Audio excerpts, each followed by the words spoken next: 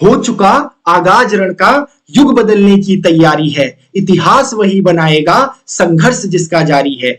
जय हिंद प्यारे बच्चों, स्वागत है आपका उत्कृष्ट डिफेंस एकेडमी के इस प्यारे से यूट्यूब चैनल में।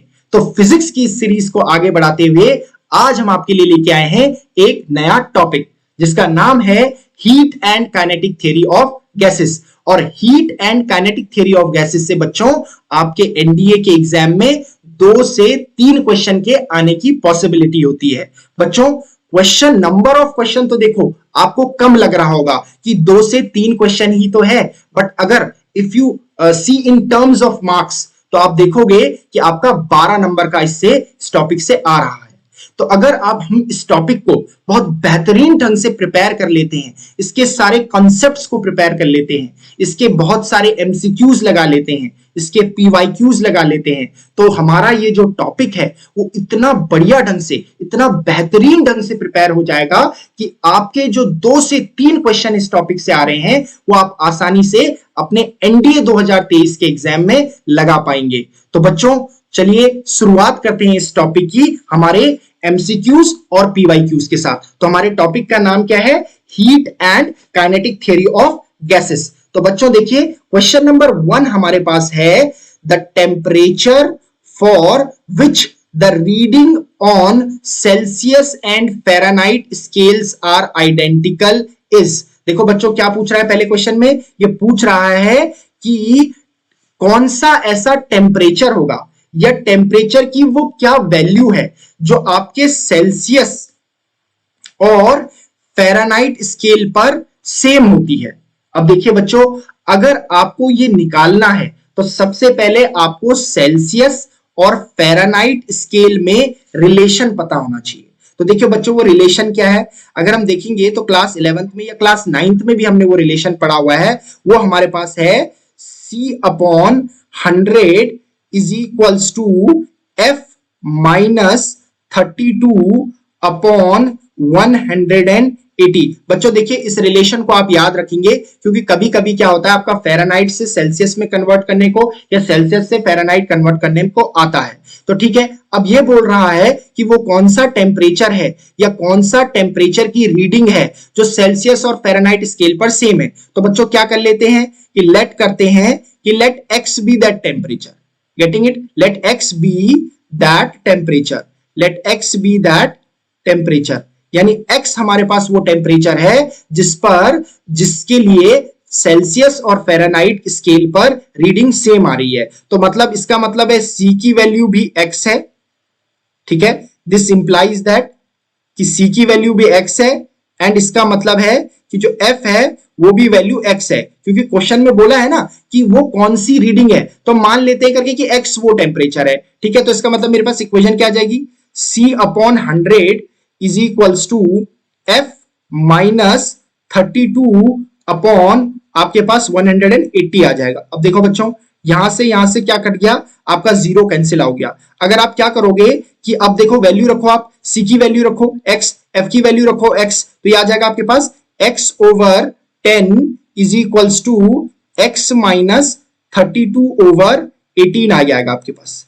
ठीक है बच्चों, अब आप क्रॉस मल्टीप्लीकेशन करेंगे बच्चों देखिए तो ये आपके पास आ जाएगा 18x is equals to 10x minus आपके पास क्या आ जाएगा 32 इंटू 10 क्या आ जाएगा आपके पास 320 आपके पास आ जाएगा। ठीक है, इसको आगे सॉल्व करेंगे तो देखिए ये क्या आ जाएगा आपके पास 18x minus 10x is equals to आपके पास आ जाएगा माइनस 320 आ जाएगा। ठीक है, अगर आप इसको सब्ट्रैक्ट करेंगे तो you will be getting 8x is equals to minus 320। अच्छा बच्चों अब देखिए अगर आप क्या करेंगे इसे x की वैल्यू निकालेंगे तो you will be getting from here minus 40 degree Celsius. इसका मतलब है कि x is equals to minus 40 degree वो रीडिंग है टेम्परेचर की जो सेल्सियस और फ़ारेनहाइट स्केल के लिए सेम होती है। इसका मतलब है option number A will be your correct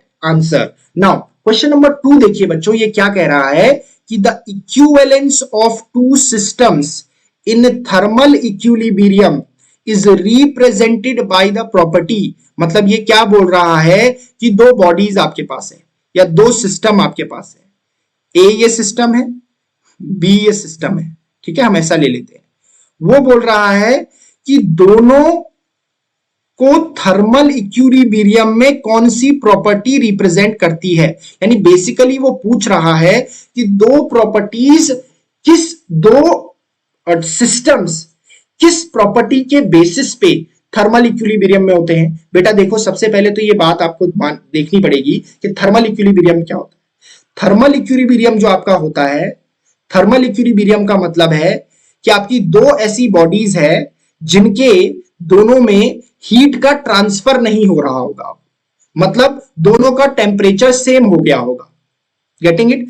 thermal equilibrium का मतलब है कि दोनों बॉडी अगर कांटेक्ट में आ रही है, दो डिफरेंट टेम्परेचर की बॉडी, मान लीजिए आपके पास इसका टेम्परेचर, ए का टेम्परेचर TA है और इसका टेम्परेचर TB है, ठीक है, और मान लेते हैं कि जो TA का टेम्परेचर है वो ग्रेटर देन TB के टेम्परेचर से है, यानी TA का टेम्परेचर ज्यादा है, यानी A का टेम्परेचर ज्यादा है, B का टेम्परेचर कम है। जैसे ही हम इनको क्या करेंगे, कांटेक्ट में लाएंगे, ले आते हैं कांटेक्ट में, ए है, ये बी है, तो आपका जो टेम्परेचर, यानी अब आपका क्या होगा, हीट कहां से कहां को फ्लो करेगी, हीट हमेशा higher temperature to lower temperature flow करेगी, higher temperature to lower temperature flow करेगी। अब ए का टेम्परेचर ज्यादा है, ठीक हो गया, ए का टेम्परेचर ज्यादा है तो क्या है कि यहां से यहां को हीट आपकी ट्रांसफर होगी, ठीक है, यहां से यहां को, और तब तक ट्रांसफर होगी बी में जब तक दोनों में हीट क्या ना हो जाए, सेम ना हो जाए, यानी दोनों क्या ना हो जाए, टेम्परेचर आपका क्या ना हो जाए, इक्वल ना हो जाए। यानी टेम्परेचर के टर्म्स पे, टेम्परेचर वो आपका पास प्रॉपर्टी है जिसकी बेसिस पे हम दो बॉडीज को थर्मल इक्विलिब्रियम में ला रहे हैं। Getting it? तो हमारे पास आंसर क्या होगा, आपका टेम्परेचर होगा। देखिए अगला क्वेश्चन, क्वेश्चन नंबर 3 हमारे पास है, when a solid is heated it turns directly into gases. अच्छा, क्या कर रहे हैं, जब एक सॉलिड को हीट कर रहे हैं, एक सॉलिड को हीट कर रहे हैं, तो हीट करने पर क्या होना चाहिए, बेसिकली होता क्या है कि आप सॉलिड को हीट करते हैं तो हम कहते हैं कि वो लिक्विड में कन्वर्ट होगा, फिर उसको और हीट करेंगे तो आपका गैस में कन्वर्ट होगा या वेपर में कन्वर्ट होगा। बट यहां पर क्या हो रहा है, इस क्वेश्चन में हमें यह बोला गया है कि कोई सॉलिड है, उसको हीट कर रहे हैं, उसको हीट कर रहे हैं, it is just turning into gas without coming into liquid state, बिना लिक्विड स्टेट में आए हुए। तो ऐसी प्रोसेस को आप क्या कहते हैं बेटा, ऐसी प्रोसेस को आप कहते हैं सब्लिमेशन। जैसे आपका एग्जाम्पल क्या है इसमें, कैम्फर एक एग्जाम्पल है, कपूर होता है ना आपके पास, कैम्फर एक एग्जाम्पल है, या नेफ्थलीन बॉल आपके पास होती है, नेफ्थलीन बॉल्स आपके पास होती है।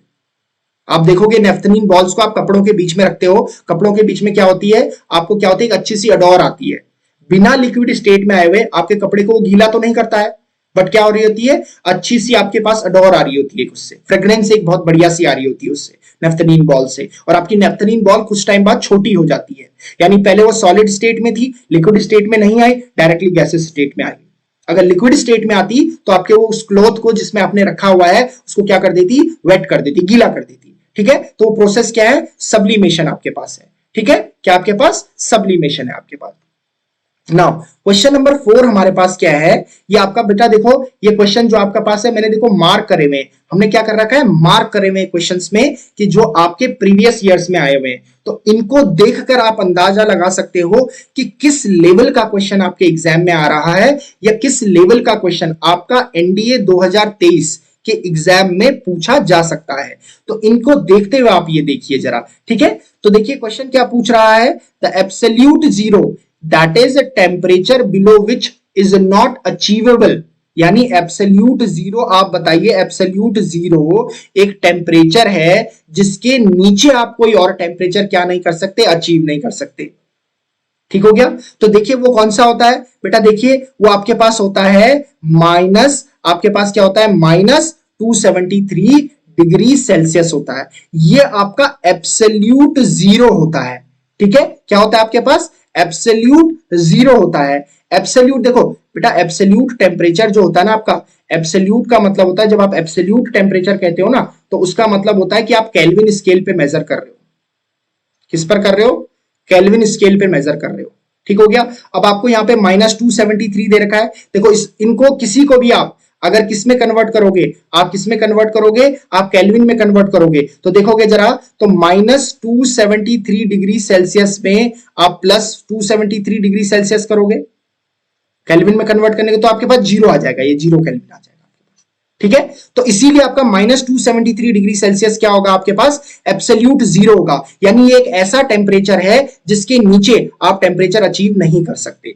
नाउ क्वेश्चन नंबर 5 देखेंगे बेटा हमारे पास, ये क्या बोल रहा है। क्वेश्चन नंबर 5 में हमारे पास देखिए ये क्या कह रहा है, if the pressure and volume of certain quantity of ideal gas are halved then its temperature is. क्या कर रहे हैं कि कोई एक आइडियल गैस हमारे पास है, उस आइडियल गैस के प्रेशर और वॉल्यूम को क्या कर रहे हैं, आधा कर रहे हैं, तो उसका टेम्परेचर क्या होगा, ऐसा बोला जा रहा है।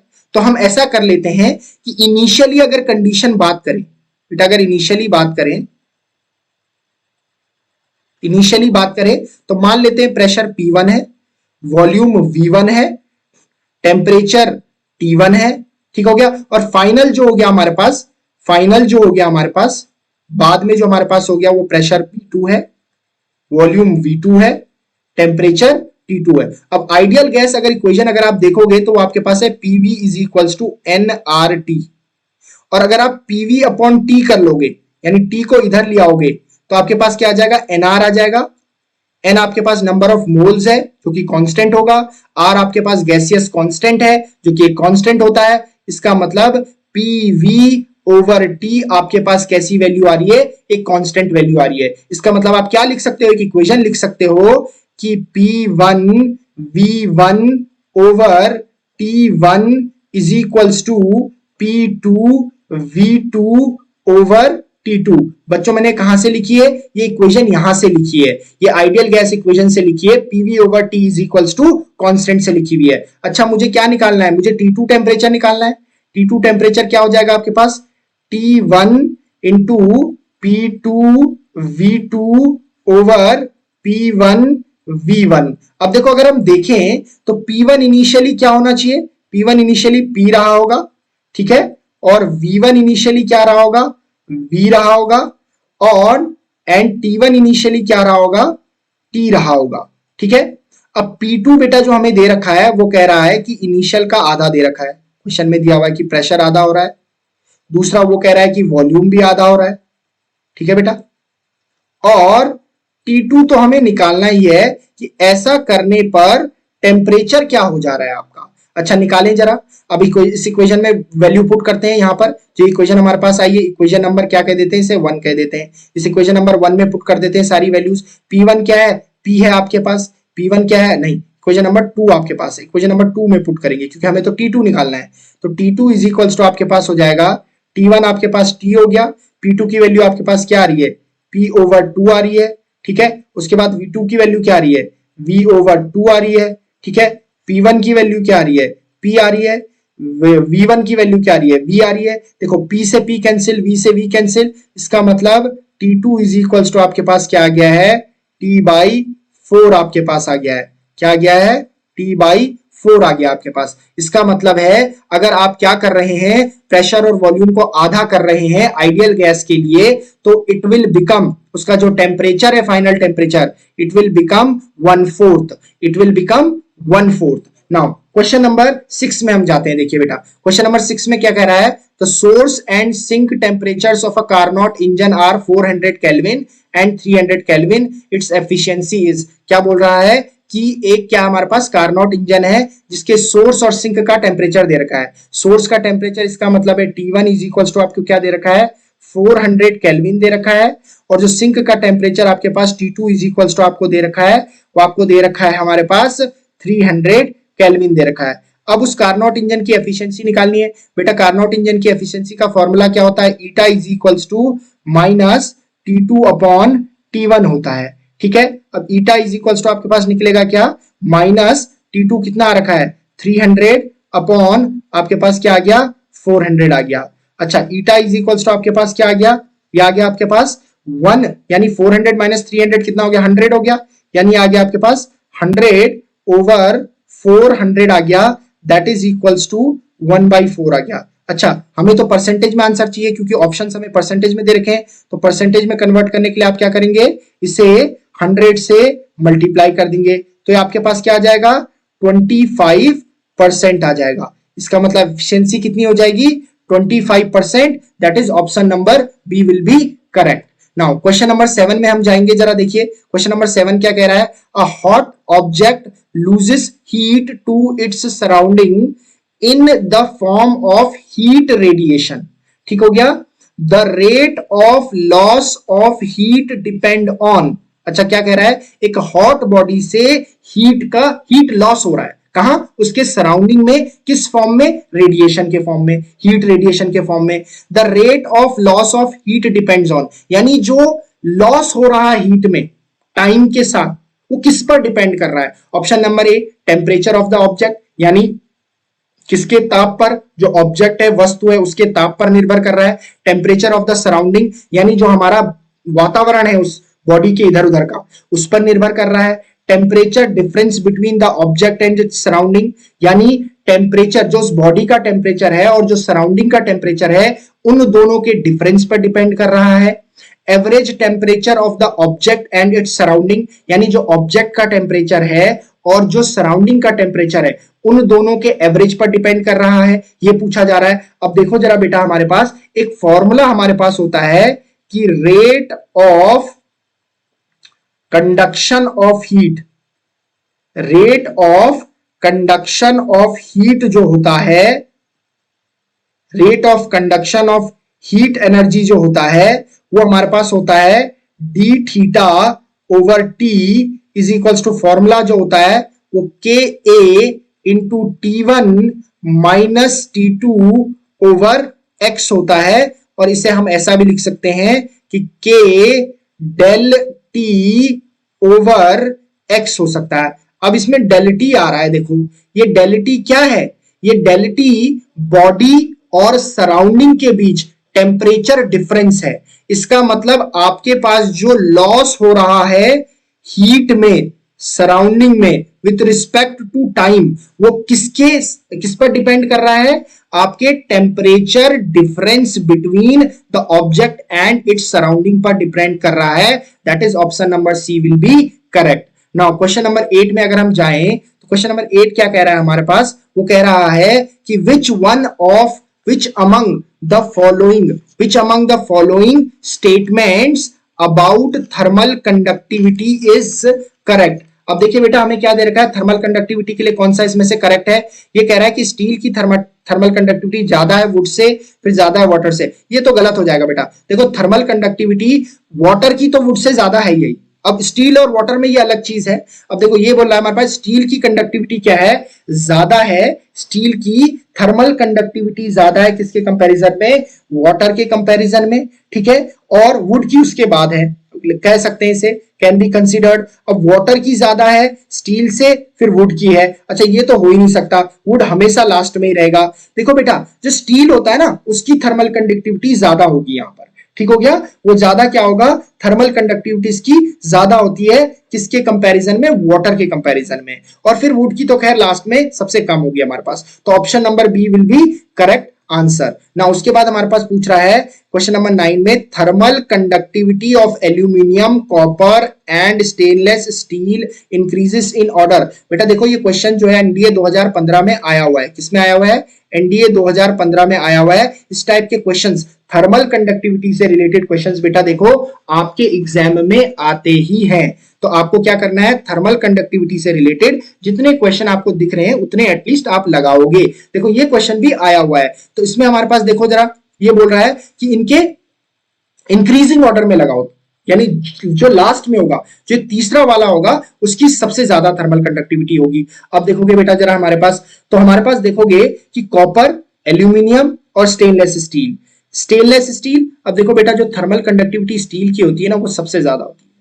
थर्मल कंडक्टिविटी जो स्टील की होती है वो सबसे ज्यादा होती है, याद रखोगे आप सबसे, ठीक है।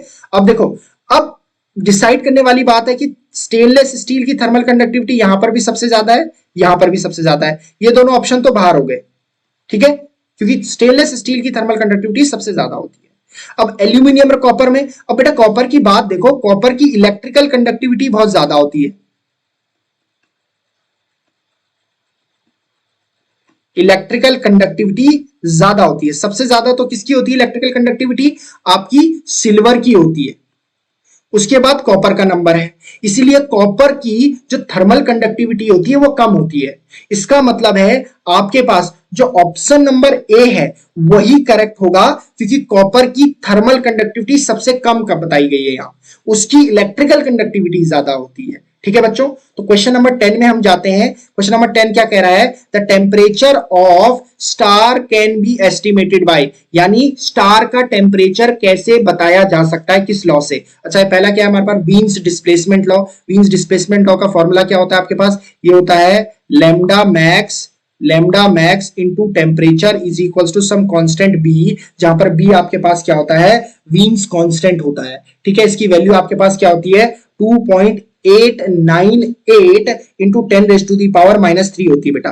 देखो रेलेज लॉ आपके पास क्या होता है? रेलेज लॉ भी आपके पास क्या होता है? ये आपके पास होता है B nu is equals to 2 nu square K B T over आपके पास जो होता है वो होता है सी स्क्वायर होता है बेटा। अच्छा, फेराडेज लॉ ये तो इलेक्ट्रोमैग्नेटिज्म में होता है, that is E is equals to -n D phi over D T होता है बेटा आपके पास। ठीक है, dt होता है। ठीक है, मैक्सवेल बोल्ट्जमैन लॉ, अच्छा इसके लिए एक फंक्शन होता है मैक्सवेल बोल्ट्जमैन लॉ का। इसके लिए वैसे आपके पास क्या होती है? मीन स्क्वायर वेलोसिटी निकलती है, आपके पास रूट मीन स्क्वायर वेलोसिटी निकलती है, लेकिन आपके पास इसका जो फंक्शन होता है वो आपके पास क्या होता है? आपके पास होता है 4 पाई ब्रैकेट में होता है m/2 पाई के टी होता है आपके पास की पावर 3/2 होता है new square exponential minus mv square upon 2kT होता है बेटा आपके पास। अब बेटा एक बात ध्यान रखेंगे, ये जो स्टार का टेम्परेचर होता है, स्टार और मैं कहूंगा सन का, स्टार और जो सन का टेम्परेचर होता है ना, वो आपके वीन्स डिस्प्लेसमेंट लॉ से निकलता है। किससे निकलता है? वीन्स डिस्प्लेसमेंट लॉ से निकलता है। तो याद रखेंगे बच्चों कि जो आपके पास टेम्परेचर ऑफ स्टार निकलता है, सन भी आपका एक स्टार ही है, ठीक हो गया? तो स्टार का या सन का अगर आपके लिए पूछा जा रहा है कि किस लॉ से टेम्परेचर निकलता है, तो आपका वीन्स डिस्प्लेसमेंट लॉ है। तो इसलिए option number a is your correct option. Now अगला क्वेश्चन पूछ रहा है बेटा कि 11 क्वेश्चन है, the silvering in thermoflask is done to avoid heat transfer by. अच्छा, ये बोल रहा है, आपने देखा होगा जो आपके पास बॉटल होती है ना, जो आप मिल्टन की बॉटल अधिकतर आप लोग अपने पास रखते हैं, उसे थर्मोफ्लास्क कहते हैं। अब थर्मोफ्लास्क में क्या होता है? इतना अच्छा इंसुलेशन किया जाता है कि अगर आपका पानी गर्म है तो पानी गर्म ही रहता है, अगर आपका पानी ठंडा है तो वो ठंडा ही रहता है। इसका रीजन क्या है? कि उसमें हीट को ट्रैप कर दिया जाता है, या अगर आपके पास ठंडा पानी है तो उसमें उसके बाहर से सराउंडिंग से टेम्परेचर को अंदर नहीं जाने दिया जाता है इंसुलेशन की वजह से, जिस वजह से वो ठंडा पानी जो है गर्म हो पाए। ठीक है, तो ऐसी व्यवस्था उसमें बनाई गई है। अब वो बोल रहा है इनमें से कौन सा एक तरीका है, कन्वेक्शन है, कंडक्शन है, रेडिएशन है, जिसकी वजह से हीट क्या करती है? बाहर निकलती है। बेटा पहले एक चीज समझ लेते हैं कि कन्वेक्शन क्या है, कंडक्शन क्या है और रेडिएशन क्या है। बेटा देखो, कन्वेक्शन क्या है ना, जब आप क्या करते हैं, जब आप क्या कर रहे हैं, एक कंटेनर में जो है आप क्या कर रहे हैं, एक कंटेनर में जो है वाटर को क्या कर रहे हैं? गर्म कर रहे हैं। ठीक है, तो आपकी क्या बनती है ना, अंदर आपकी ना इस तरीके की आपकी करंट्स बनती है, ये मॉलिक्यूल्स ऐसे ऊपर नीचे जाते रहते हैं, मतलब ऐसे टर्बुलेंस होते रहता है कि मॉलिक्यूल गर्म हुआ ऊपर गया, फिर ऊपर जाके थोड़ा ठंडा हुआ नीचे आया, फिर गर्म हुआ, इस तरीके से आपकी करंट्स बनती रहती है।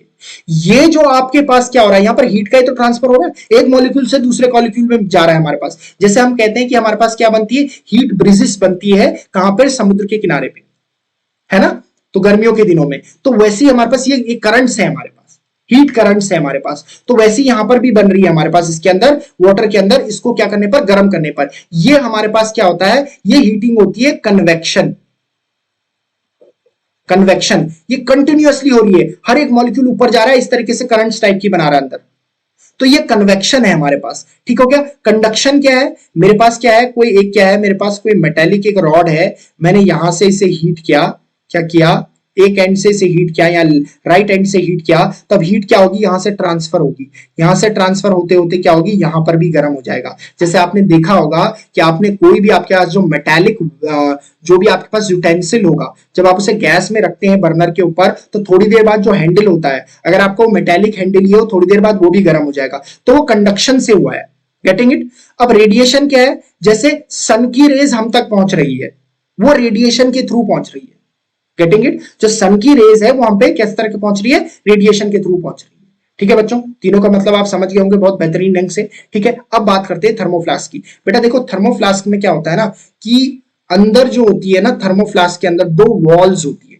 कैसे वॉल्स होती है, जैसे आप मेरे हाथों को अगर देखेंगे तो वो दो वॉल्स ऐसे होती है, बीच में गैप होता है उसके, ऐसी दो वॉल्स होती है, ग्लास, दो ग्लास के बीच में ऐसी वॉल्स होती है, यानी बीच में वैक्यूम होता है। अब बेटा देखो, वैक्यूम में कौन ट्रेवल कर सकता है, देखो देखो आपके वैक्यूम अगर है वॉल्स के बीच में, तो जो कंडक्शन में है वहां मीडियम की जरूरत पड़ती है, मतलब मीडियम चाहिए हीट को ट्रांसफर करने के लिए।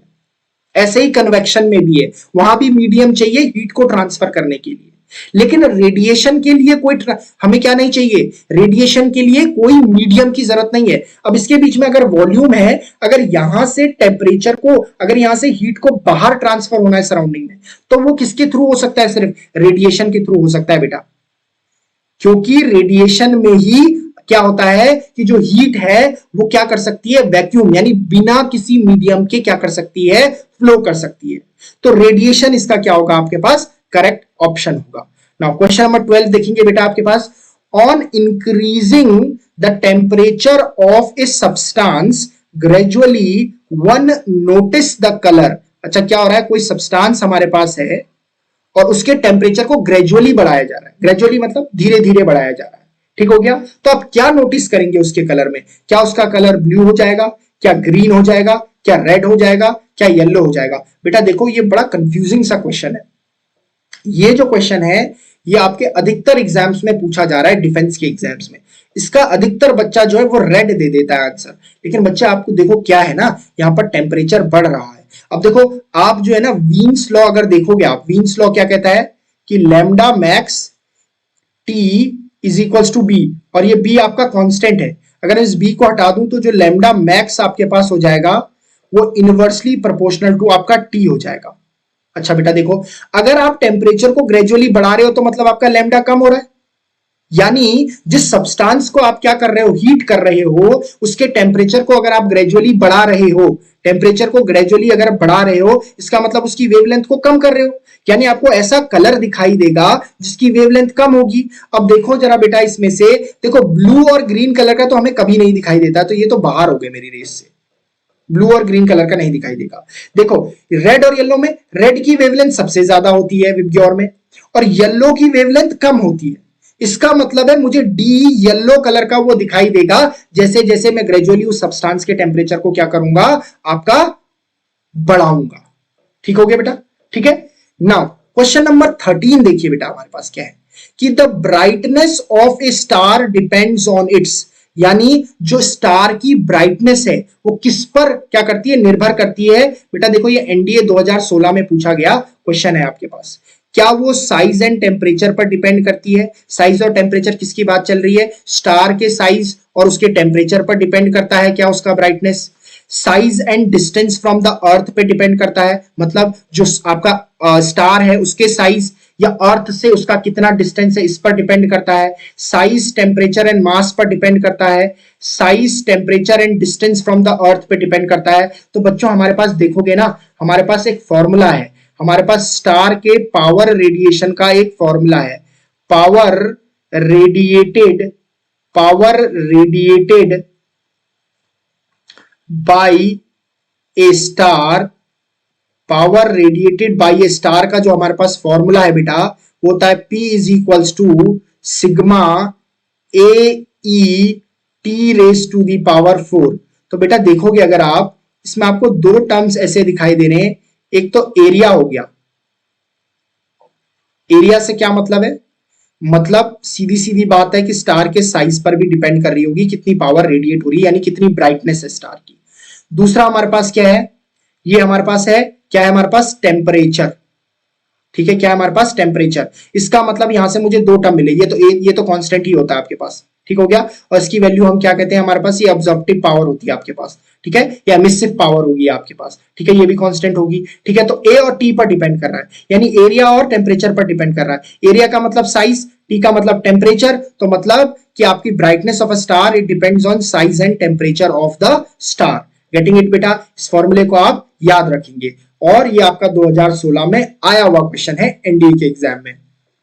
अगला हमारे पास है the mode of propagation of heat from sun to the earth is. अभी अभी मैंने बेटा आपको बताया कि कंडक्शन में मीडियम की जरूरत होती है, तो इसके थ्रू देखो, अब जो आपके पास क्या आ रही है ना, आपके पास सनलाइट आ रही है सन से, वो कंडक्शन के थ्रू तो आ नहीं सकती क्योंकि इसको तो मीडियम चाहिए, कन्वेक्शन को भी मीडियम चाहिए।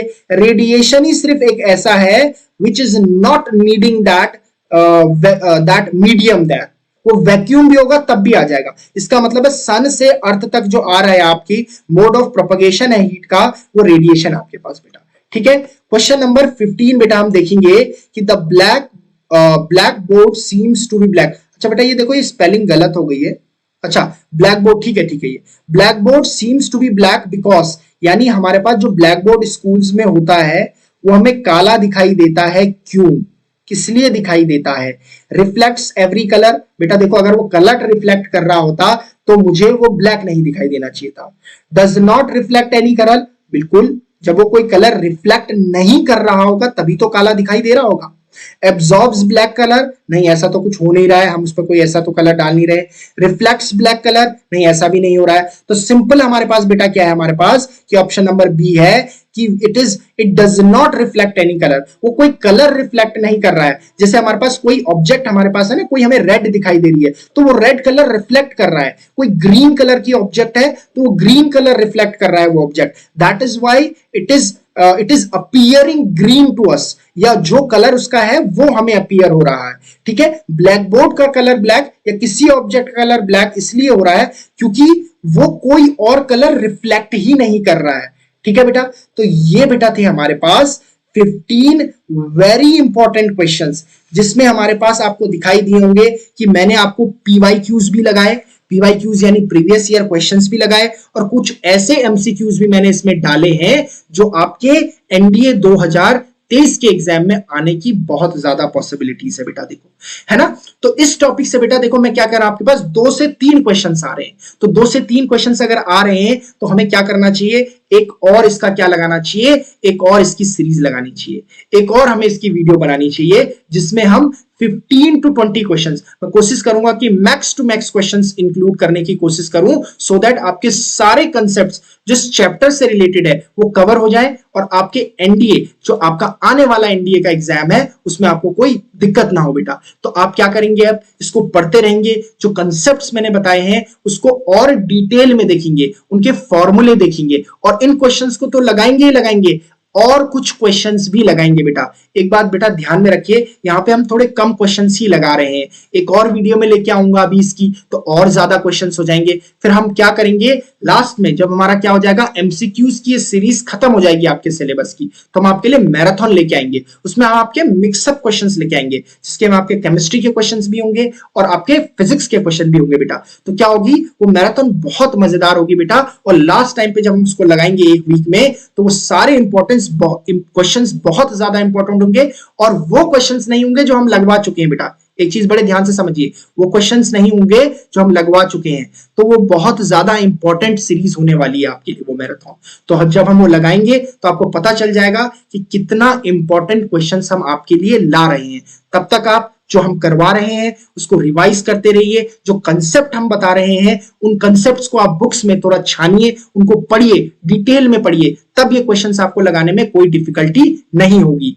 और मिलते हैं आपसे नेक्स्ट वीडियो में बेटा, तब तक आप पढ़ते रहिए, ध्यान से पढ़ते रहिए, और जबरदस्त ढंग से लग जाइए अपनी तैयारी में, क्योंकि अब एनडीए का एग्जाम बहुत दूर नहीं है। तो मिलते हैं बच्चों आपसे नेक्स्ट वीडियो में।